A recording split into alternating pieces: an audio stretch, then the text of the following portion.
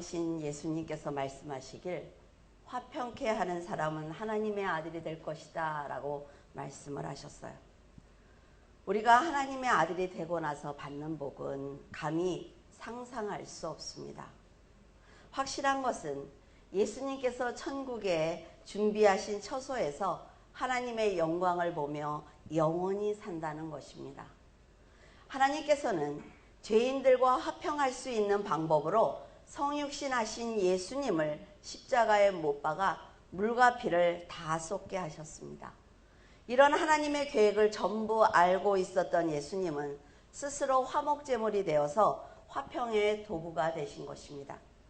성령의 인도하심을 따라 인간의 생각과 방법을 버리고 그리스도를 위해서 믿음을 지킨다면 화평케 하는 자다라는 칭찬을 받을 것이며 하나님의 아들이 되는 복을 주실 것입니다. 예수님께서 숨을 거두시던 그 마지막 순간에 내가 모든 것을 다 이루었다라고 말씀을 하셨죠. 그 고백의 모습은 화평하게 하는 사명이 얼마나 힘든지 알 수가 있습니다. 죽지 않으면, 내가 참지 않으면, 인내하지 않으면 화평케 하는 자가 될 수 없는 거예요. 누가복음 6장 27절에서 32절에 보면 화평하게 하는 사람의 행동이 기록되어 있습니다. 너희 원수를 사랑하며 너희를 미워하는 자를 선대하며 너희를 저주하는 자를 위하여 축복하고 너희를 모욕하는 자를 위해 기도하라 라고 말씀을 하셨어요. 너의 입뺨을 치는 자에게 젖뺨도 돌려대며 너의 겉옷을 빼앗는 사람에게 네 속옷도 줘라 라고 말씀하셨죠. 너에게 구하는 자에게 주며 네 것을 가져가는 자에게 다시는 달라지 말며 남에게 대접받고자 하는 대로 너도 남을 대접하라 라고 하셨어요. 너희가 만일 너희를 사랑하는 자를 사랑하면 칭찬받을 일이 없는데 죄인들도 자기를 사랑하는 자를 사랑하기 때문이다 라고 하신 것입니다. 원수를 사랑하고 선대하며 아무것도 그에게 바라지 않는다면 상이 클 것이고 또 지극히 높으신 이의 아들이 될 것이다 라고 말씀하신 것입니다.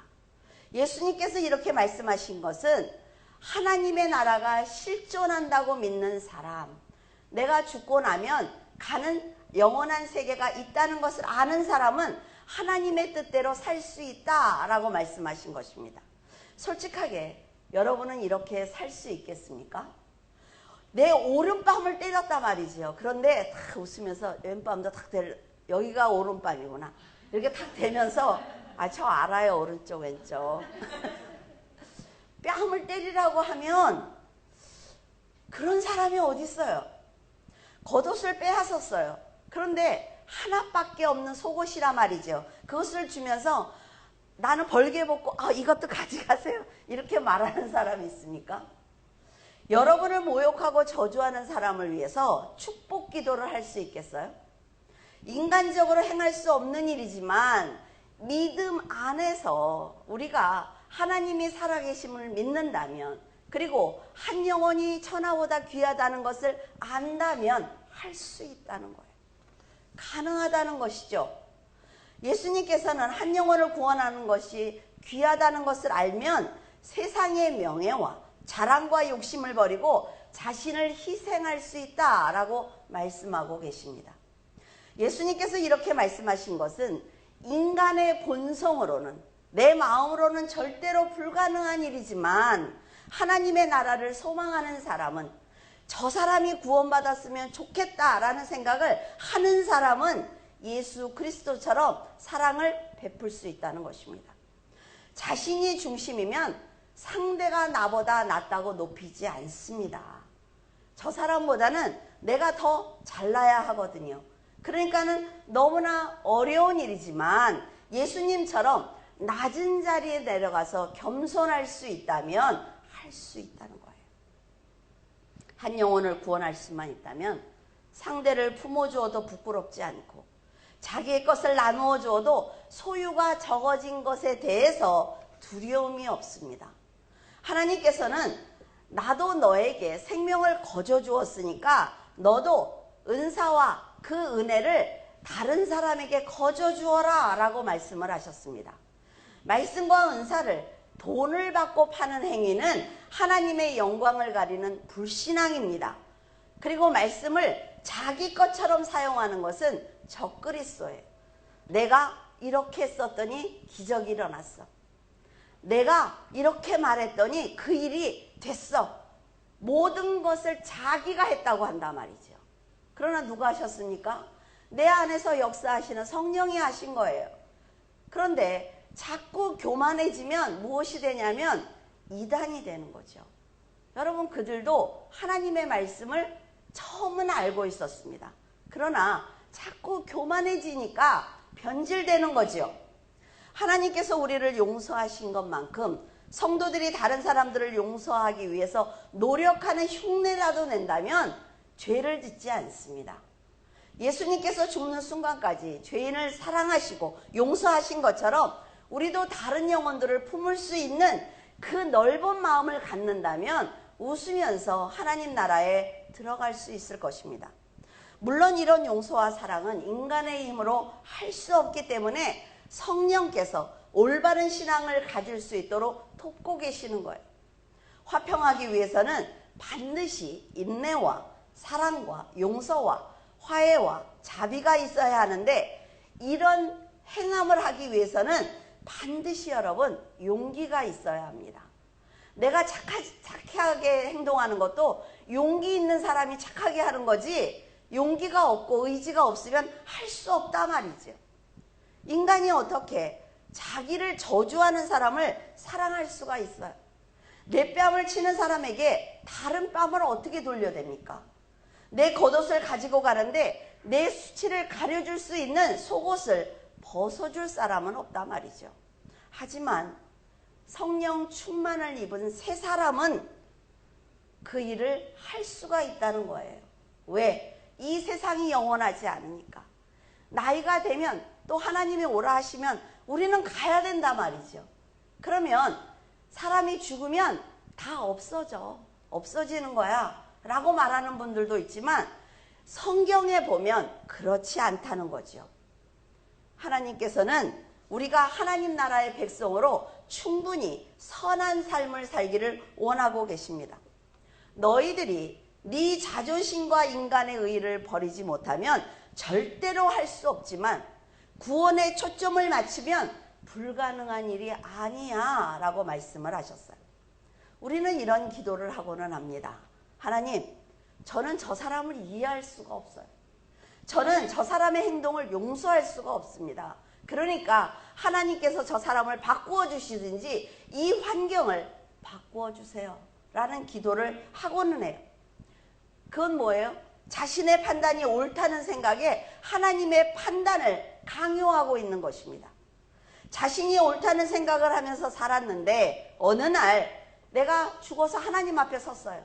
그때 하나님께서 네 생각이 틀렸어. 그 사람이 생각이 옳은 거야 라고 말씀하시면 어떻게 하겠습니까? 한 번쯤은 하나님과 나, 그리고 다른 사람과 나의 입장을 한번 바꾸어 놓고 한 번쯤은 생각해 봐야 된다는 거죠. 그러면 불화를 일으키지 않는 화평케 하는 사람이 될 수가 있습니다. 상대가 불편하다고 불평하기 전에 내 감정을 불편하게 하는 그것이, 그 원수가 바로 나 자신은 아닐까? 나를 괴롭히고 있는 지금 이것이 혹시 나 때문은 아닐까? 라고 생각해 봐야 돼요. 상대방이 가진 단점을 내가 가졌기 때문에 상대를 비판하고 판단하고 있는 것은 아닌지, 내 기준이 나와 세상이기 때문에 상대가 틀렸다고 생각하는 것은 아닌지 생각해야만 온유한 사람이 될 수가 있습니다. 화평케 하는 사람이 될 수 있단 말이죠. 그리고 사람들이 가장 많이 하는 실수가 있어요. 더구나 교회 다니는 사람들이 이 실수를 많이 해요. 하나님의 뜻과 내 생각이 항상 같다는 생각을 하는 것입니다. 내가 말하는 것은 나는 믿음이 있기 때문에 하나님의 뜻이야 라고 생각한단 말이죠. 자신이 언제나 옳다는 생각을 하는 사람은 모든 사람의 단점을 보면서 가르치려고 하기 때문에 결국 자신도 성장하지 못하는 것입니다. 여러분, 자, 우리가 앞서 있잖아요. 또 나이가 먹은 사람들은 앞서 있거든요. 그럴 때 자, 젊은 사람들을 보면서 배울 게 너무나 많단 말이죠. 그 사람들의 장점을 내가 가지면 나는 더 성숙할 수가 있는 거예요. 그런데 나와 다르면 못하게 한단 말이죠. 자신이 말씀대로 생각하고 판단한다는 생각을 버리지 않으면 그리스도께서 직접 말씀해 주셔도 깨닫지 못합니다. 여러분, 햇빛이 강하면 어떻게 합니까? 선글라스를 쓰죠. 그러면 햇빛이 차단되면서 굉장히 선명하게 보여요. 이처럼 자기가 다 옳다는 생각에 사로잡히면 그 의의는 강렬한 태양과 같기 때문에 선글라스를 쓰는 것처럼 말씀으로 자신의 의의를 가려보는 것도 옳은 방법입니다. 자, 여러분, 힘든 상대를 만났어. 그러면 어떻게 합니까? 여러분들에게 말씀드리죠. 강화 유리처럼 두꺼운 유리를 내 앞에 치는 거예요. 그래서 상대가 하는 말이 TV에서 나오는 것처럼 보인단 말이에요. 그러면 두려울 것 없어요. 내가 하고 싶은 얘기를 할 수 있습니다. 근데 내가 자, 힘든 감정이 확 올라왔어. 그럴 때는 어떻게 해요? 말해요? 그 힘든 감정을? 아니요. 여러분들이 그 힘든 감정을 저기 청년들한테 늘 얘기하는데 내 배꼽에다가 묶어놓는 거예요. 못 올라가게. 묶어놓으면 힘든 감정은 안에 있지만 이것을 바깥으로 발산하지는 않는단 말이죠. 그리고 힘든 상황이 있어요. 그럴 때는 나를 꺼내놓고 객관적으로 보는 거예요. 지금 이 상황에서 내가 어떤 행동을 해야 되는지, 내가 어떤 말을 해야 되는지 객관적으로 보면 화평케 하는 자가 될 수가 있습니다.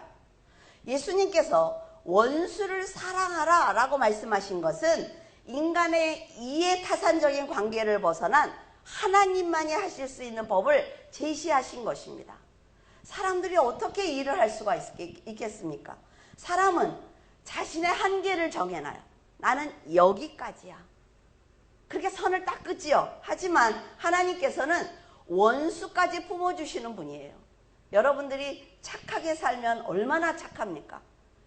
여러분들이 베풀면 얼마나 베풀어요. 그런데 하나님께서는 우리를 품어주시면서 하시는 얘기가 너도 할 수 있어 라고 용기를 주시는 거예요. 하나님의 무조건적인 사랑으로 구원받았다는 것을 아는 성도들도 누군가를 조건 없이 용서를 하고 있는 그대로 인정하는 것은 절대로 쉬운 일이 아닙니다. 하지만 믿음으로 성화된다면 원수까지도 사랑할 수가 있어요. 그래서 주님께서는 이렇게 말씀하십니다. 네 눈 속에 있는 들보를 빼내야만 형제의 눈 속에 있는 티를 볼 수가 있어 라고 말씀을 하셨어요. 자신의 눈 속에 큰 들보가 있단 말이죠. 근데 상대방을 어떻게 볼 수가 있겠어요? 선글라스를 한번 생각해 보세요. 내가 까만 선글라스를 끼면 온 세상이 까맣니다. 빨간 걸 쓰면 빨갛다 말이죠. 그것으로 결정이 되는 거예요. 내가 알고 있는 지식과 내 인격과 내가 살아온 삶의 경험을 통해서 세상을 보고 사람을 보기 때문에 그냥 판단해서 결정해 버리는 것입니다. 근데 그것은 굉장히 위험한 생각이란 말이죠. 그 들보가 자신의 불신앙이고 악한 인격이며 부족한 실력이라는 것을 깨닫지 못하면 믿음의 형제와 이웃과 가족의 선한 행동을 절대로 볼 수가 없습니다. 자신이 지혜로워서 상대방의 단점을 잘 보는 것이 아니라 자신이 그 단점을 가지고 있기 때문에 그 단점이 금방 보이는 거예요. 그래서 지적한다고 그러죠. 지적하는 사람은 상대방이 가진 단점과 연약한 점을 내가 다 갖고 있기 때문에 금방 보이는 거예요. 믿음으로 성숙한 성도는 상대방의 단점을 보았을 때 어떻게 합니까? 하나님께서 내 단점을 고치려는구나. 나에게도 이것이 있다고 보여주시는구나 라고 생각을 하고 듣고 회개하는 것입니다. 그 소은이를 슬기 집사님이 소은아, 예배 시간에 이렇게 돌아다니면 안 되는 거야. 금요 예배 때. 그렇게 얘기를 했어요. 그랬더니 그 소은이가 뭐라는 줄 알아요? 돌아다니는 사람이 또 있어. 누구야? 목사님. 근데 저한테 오더니 뭐라는 줄 알아요? 예배 시간에 돌아다니면 안 돼. 제가 여러분들 기도해 주려고 다니잖아요. 그러니까 헉했어요. 이게 본이 된다는 게 이렇게 어려운 거구나. 왜 저한테 예배 시간엔 기도를 해야지. 그렇게 돌아다니면 4살짜리가 저한테 와서 그렇게 얘기하길래 정말 걔 엄마도 저도 할 말이 없어서 미안하다 그랬어요. 너 그렇게 하면 안 돼. 그러니까 이 아이는 뭐예요? 자기도 그 행동을 했단 말이죠. 가장 먼저 생각하는 게 엄마 안 할 게가 아니라 목사님도 다녔어 예요. 자기의 단점이 그 사람도 가지고 있다는 거예요. 그러니까 우리가 내 단점을 보았을 때 회개하는 게 얼마나 힘든 일인지 모른다는 거예요. 상대방의 단점을 보고 내가 회개하지 않는 건 소은이처럼 4살짜리만 4살짜리. 무슨 말인지 못 알아들으니까. 상대방의 단점이 곧 자신의 단점이라는 생각을 가지고 회개를 하면 화평케 하는 자가 될 수가 있습니다. 하나님의 아들이라 일컬음을 받을 수가 있다고요. 자신의 허물을 아는 사람은 혈기를 내거나 상대를 공격하지 않습니다. 지금 소은이가 자기의 단점을 모르니까 공격하는 거예요. 바로 말씀과 지혜로 거듭나게 해달라고 간구합니다. 그래서 하나님의 아들로서의 사명을 잘 감당하는 거예요. 저쪽에서 또 시험 들지 않았겠지 우리 소은이가. 사도 바울이 날마다 간구합니다. 제가 죽기를 원합니다 라고 간구를 하지요. 자신의 죄와 허물을 버리게 해달라는 거예요. 제가 아무리 힘든 환경에 있어도 사람을 사랑하게 해달라는 것입니다. 믿음으로 성장하면 자신이 얼마나 부족한 사람인지 깨닫기 때문에 거룩하신 하나님께 간구할 수밖에 없어요.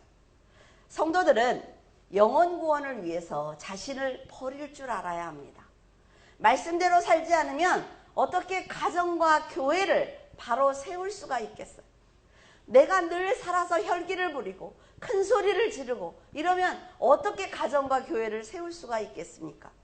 혈기가 나면 소리치고 감정이 상하면 울면서 말과 행동을 서슴없이 한다면 거룩하신 하나님의 아들이 될 수가 없는 거예요. 거듭나지 못한 사람의 심령에 쌓인 말씀과 지식과 명예와 소유는 쓰레기와 같습니다.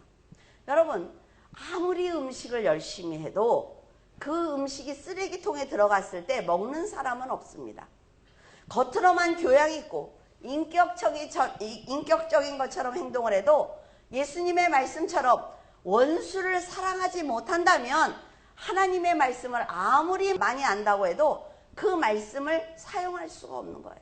왜? 그릇이 더러우니까 사용할 수가 없단 말이에요. 여러분, 이 설교를 쓰면서 아주 며칠간을 고민을 했어요. 원수를 사랑한다는 것이 뭘까? 어떻게 원수를 사랑할 수가 있을까? 그런데 원수를 사랑하는 것이 바로 우리 자신을 위해서 너무나 필요한 일이구나 라는 걸 깨달았습니다. 원수를 상대하기 위해서는 어떻게 해야 됩니까? 계획을 세워야지요. 그 사람을 괴롭혀야 되니까 계획이 선할 수 없어요. 악한 계획을 세운단 말이죠. 그 악한 계획을 실행에 옮겨야 되잖아요. 그럼 뭐예요? 결국 법을 어겨야 되는 거예요. 그래서 원수까지 사랑하기 위해서 인내를 하면 죄를 짓지 않습니다. 물론 너무나 억울하죠. 너무 분해요. 원통해요. 그러나 죄를 짓지는 않습니다. 법을 어기지는 않아요.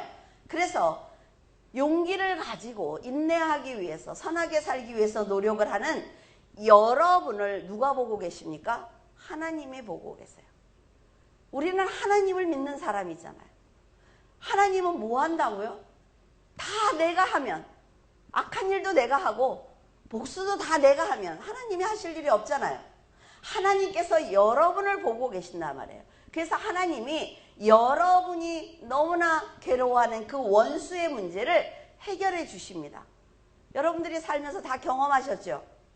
출애굽기 20장 24절에서 25절, 내게 토단을 쌓고 그 위에 내 양과 소로 내 번제와 화목제를 드리라. 내가 내 이름을 기념하는 모든 곳에서 내게 임하여 복을 주리라.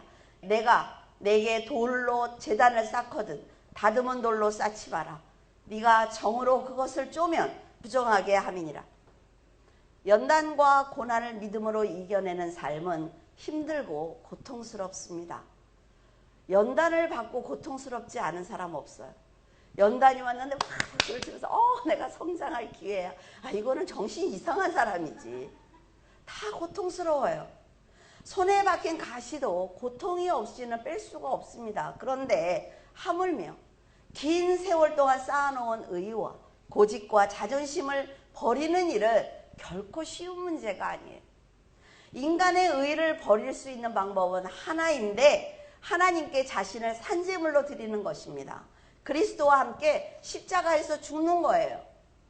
나팔을 불어 제사의 자리로 백성을 인도했던 제사장처럼 여러분도 나팔을 불며 많은 사람들을 예배의 자리로 인도해야만 합니다. 하나님의 사랑은 독생자 예수를 사망에 던진 사랑입니다. 우리는 할 수 없다 말이죠. 자기에게 돌을 던지는 사람을 용서해달라고 스데반이 기도했어요. 그런 사람들처럼 여러분이 하나님의 영광을 위해서 산다면 억지로 노력하지 않아도 가는 곳마다 선한 사람으로 살아갈 수가 있습니다. 낮은 자리에서 성도와 성도 그리고 사람과 사람을 화평할 수 있도록 노력을 한다면 하나님의 아들이라 일컬음을 받을 수 있습니다. 하나님의 아들이 돼서 받는 복은 아주 놀랍다 말이죠. 여러분, 공부를 많이 한 사람들 그리고 능력이 있는 사람들은 하나님 없이 살 수 있다고 말을 합니다. 저도 전도를 하면 그런 얘기를 해요. 내 주목을 믿는다. 난 네 말을 안 들어. 난 내 주목을 믿어. 이렇게 말씀을 하신단 말이죠. 그런데 죽어서도 그럴까요? 지옥과 천국이 없다고 생각을 하십니까? 아니요. 그러면 성경은 벌써 없어졌어야 돼요. 이단이 할 때 뭐라 그래요? 저 사람들이 이상한 종교를 믿습니다. 그러니까 뭐라 그래요? 그냥 두어라. 거짓이면 없어질 거야. 그 종교는 400년 만에 없어졌단 말이죠. 그렇게 되는 거예요. 자, 사람도 자식을 위해서 아끼지 않습니다. 무엇이든지 다 주려고 하지요. 그런데 하물며 자기의 아들을 사망에 던져서 우리를 건져내셨어요. 지옥에서. 그 양자들에게 무엇인들 아끼시겠습니까? 여러분들에게 아끼는 게 하나도 없단 말이죠. 여러분의 노력 없이 하나님의 복을 받을 수 없습니다. 좋은 사람을 만나고 싶거든 여러분이 먼저 좋은 사람이 되세요. 그리고 정말로 사랑을 받고 싶거든 먼저 사랑으로 섬기세요. 자신을 희생해야 합니다. 좋은 믿음을 갖고 싶거든 먼저 하나님의 뜻대로 여러분이 살아보세요. 하나님을 만나고 싶거든 여러분이 하나님의 이름을 부르세요. 그러면 만나주신단 말이죠. 믿음을 위해서 성경을 읽고 기도하는 시간을 드려야 합니다. 사람들은 그 선한 마음을 갖기 위해서 많은 노력을 합니다. 그런데 기준이 없기 때문에 어떤 게 선한 건지 모르는 거예요. 성경이 기준이어야 되는데 내가 착한 일을 했다고 생각을 하니까 그 다음엔 뭐가 따라와요? 교만이 따라오는 거죠. 나는 했어. 자신이 변하지 않으면 결코 행복한 삶을 살 수 없습니다. 하나님께서는 언제나 성도들의 헌신보다 더 많은 것으로 채워주셨습니다. 낮은 자리에서 선행을 했을 때 도리어 사람들에게 대접을 받게 하셨어요. 사명을 감당했을 때 높임을 받게 하셨습니다. 화목제로 하나님께 드리는 희생제물은 사람의 형편에 따라서 드렸어요. 흠없는 수소나 암소, 흠없는 수양이나 암양, 수염소나 암염소를 드렸습니다. 여기서 화목제에 주목해야 될 점은 번제와 달리 비둘기를 드리지 않았다는 것입니다. 화목제는 제사 후에 공동으로 식사를 했어요. 화목제를 드리고 난 다음에 그 제사를 드린 모든 사람들이 모여서 하나님께 태우면서 흠양할 수 있도록 연기를 드리고 고기는 사람들이 나누어서 먹었거든요. 근데 비둘기 보셨죠? 요만해. 그거 어떻게 나눠 먹어? 그래서 비둘기를 드리지 않았어요. 이것은 화목제의 목적이 하나님과 인간과의 화해와 교통, 그리고 인간들 사이의 상호 친밀한 교제를 도모하기 위해서입니다. 그리스도의 보혈로 하나님과 화평을 누리는 것에는 남녀노소나 빈부와 귀천이 있을 수 없다는 것을 보여주고 있습니다. 우리가 예배가 끝나고 식사하는 것도 마찬가지죠. 우리는 교제하기 위해서 밥을 먹는 거예요. 아유, 반찬이 짜. 왜 이렇게 만들었어? 아, 오늘의 밥이 찌러. 이런 말 하면 안 돼요. 그러면은 본인이 나와서 일해야 돼요. 아셨죠? 이제 좀 녹음을 해야 되겠어. 누가 제일 많이 불평을 하나. 화목제를 드리는 의미는 인간은 원죄로 인해서 죄와 허물로 영적으로 죽었지만 예수 그리스도의 중보로 하나님과 화평케 된 것에 대한 감사가 들어가 있습니다. 지금까지 살아온 시간을 뒤돌아보는 회고의 감사와 내 미래에 대한 감사의 마음으로 하나님께 제물을 드리는 거예요. 제물이 된 짐승은 태울 것은 태우고, 그리고 하나님께 올려드리면서 형제들이 믿음으로 하나가 되는 시간을 만드는 것입니다. 이처럼 예수님께서 화목제물이 되어서 하나님과 죄인들을 화평하게 하셨지요. 사탄에게 선악과를 먹어서 유혹에 넘어가서 죽은 우리들을 그 지옥에서 예수님의 십자가로 건져내셨단 말이죠. 그러니까 건짐을 받은 우리들은 이제 화평하게 하는 일을 감당해야 합니다. 나는 예수님의 죽음으로 이렇게 살아놓고는 다른 형제들을 비방하고 비판하고 판단한다면, 그래서 그 사람이 예수님을 떠난다면 그건 엄청난 죄가 되는 것입니다. 하나님께 바쳐지는 제물을 한번 여러분이라고 생각을 해보세요. 하나님과 상관없이 내가 살았어요. 오만하고 교만하고 자신을 포기하지 못했던 자신입니다. 내가 하는 게 모두 다 옳아. 나는 세상에서 한 번도 실패한 적이 없어. 사람들이 나를 존중해 줘야 돼. 이렇게 살아왔단 말이죠. 그런데 어느 날 하나님 앞에 나왔어요. 그래서 자신을 태우면서 흠양하실 만한 향기를 드린다면 하나님께서는 기꺼이 알아주시면서 새 생명을 주실 것입니다. 여러분은 예수님과 함께 십자가에서 악한 본성이 죽지 않으면 끊임없이 자신을 위해서 살려고 해요. 그러면 여러분 잘 살 수는 있습니다. 세상에서 남들이 인정하는 잘 사는 사람, 소유가 많은 사람은 될 수가 있어요. 그러나 하나님 앞에는 나는 너 몰라. 이렇게 말씀하신다니까요. 자, 욕심을 부리면 어떻게 되느냐? 자신을 인정하지 않는 사람들에게 불평하게 됩니다.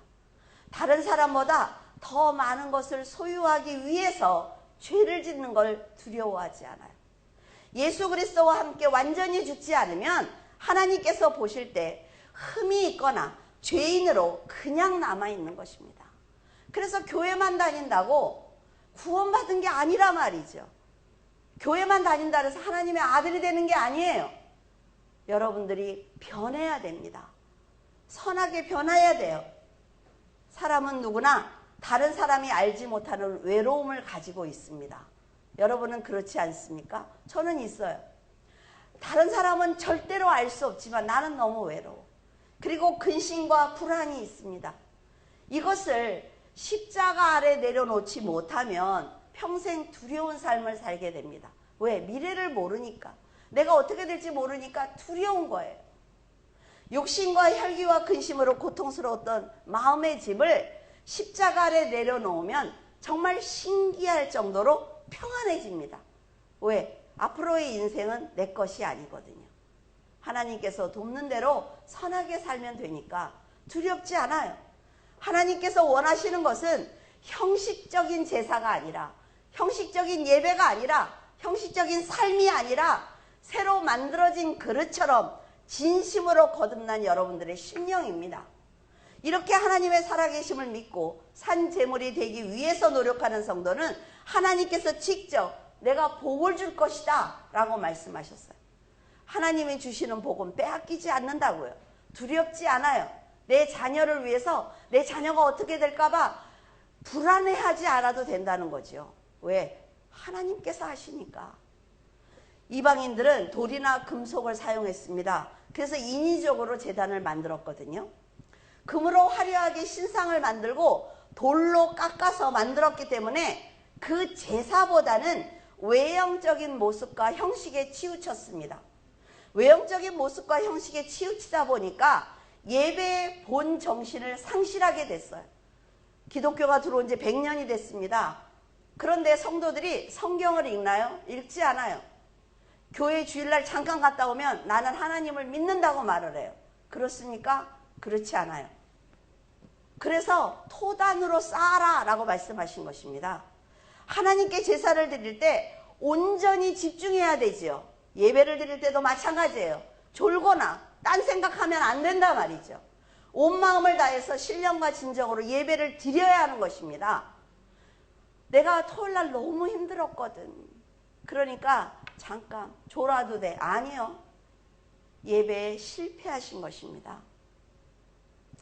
돌로 제단을 쌓을 때 정으로 다듬은 돌은 부정하다 라니까 사용하지 마라 라고 말씀을 하셨어요.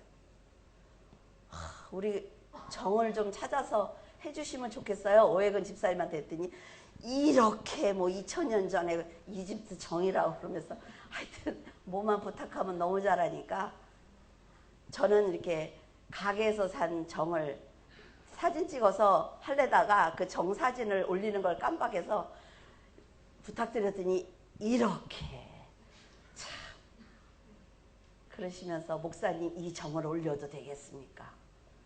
뭐예요? 자랑하는 거죠. 저는. 제가 이걸 찾았습니다. 이거죠.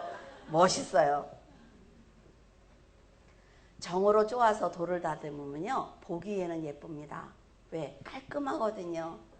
근데 하나님께서는 인위적으로 만든 돌이 부정하다라고 말씀하셨어요. 이처럼 예배를 인간의 의와 방법과 정성으로 다듬어서 드리면 하나님께서 그 예배를 받지 않습니다. 자, 내가 권사야.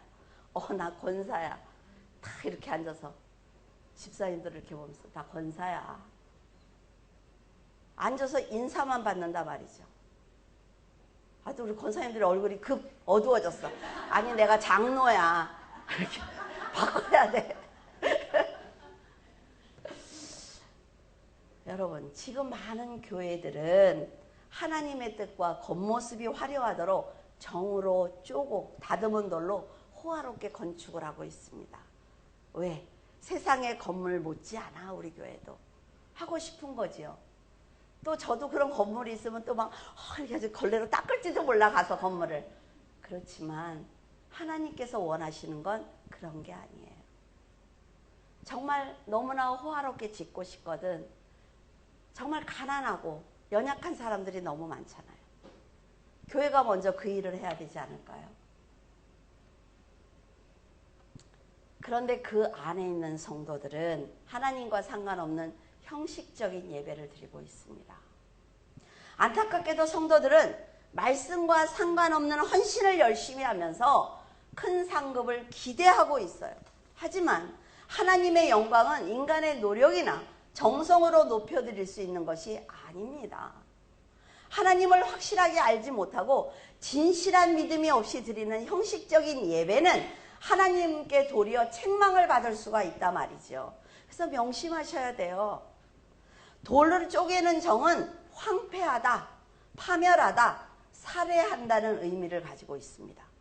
이것은 바로 화평을 깨는 도구라는 의미를 갖고 있어요. 이 정이라는 그 말에 하나님의 일을 황폐하게 만들고 하나님의 나라를 세우기 위해 노력하는 곳을 파멸하며 말씀으로 구한 생명을 살해한다는 의미를 가지고 있습니다. 여러분은 절대로 하나님의 일을 방해하는 정이 되어서는 안 된다 말이죠. 하나님께 바쳐지는 예배와 헌금과 기도와 봉사를 정으로 다듬으려고 하지 말고 진리와 성령 안에서 신앙생활을 올바로 하기를 바랍니다. 조금 내가 더 희생하면 어때요? 내가 조금 더 낮아지면 어떻습니까? 저 사람을 내가 낮추고 저 사람을 좀 칭찬하면 어때요? 지는 것 같습니까? 아니요. 누가 보고 있어요? 하나님이 보고 계시잖아요. 사람들의 인정은 아무것도 아니라 말이죠. 화평케 하는 성도가 있는 것은 언제나 기쁨과 감사가 넘칩니다. 화평케 하는 성도는 틀어진 관계를 회복시켜요. 그리고 믿음의 불씨를 키워줍니다. 교회와 가정이 사는 역사를 일으킨다 말이죠. 그 사람이 가는 곳에는 하나님께서는 이런 성도에게 너는 내 아들이다 라고 말씀을 하시며 천국에 들어올 수 있는 축복을 주셨고 세상을 살아가는데 부족한 부분을 채워주십니다. 화평케 하는 사람이 있는 반면 화평케 하는 분위기를 깨는 사람도 있어요. 그 사람이 오면 사람들이 안절부절 못하고 불안해합니다. 그리고 모였던 것이 다 흩어져요. 웃음을 멈춥니다. 근심과 두려움에 휩싸이면서 행복한 마음이 사라져요. 그 사람만 들어오면. 그 사람만 집에 오면 어때요? 두렵다 말이죠. 그 사람이 교회에 오면 두려워요. 성숙하지 못한 사람은 이렇게 화평을 깨는 행동을 합니다. 여러분은 어떤 사람입니까? 하나님의 아들인 여러분은 언제 어디서나 기쁨과 희망과 소망을 갖고 사람들이 하나님을 사랑하고 행복할 수 있도록 돕는 사람입니까?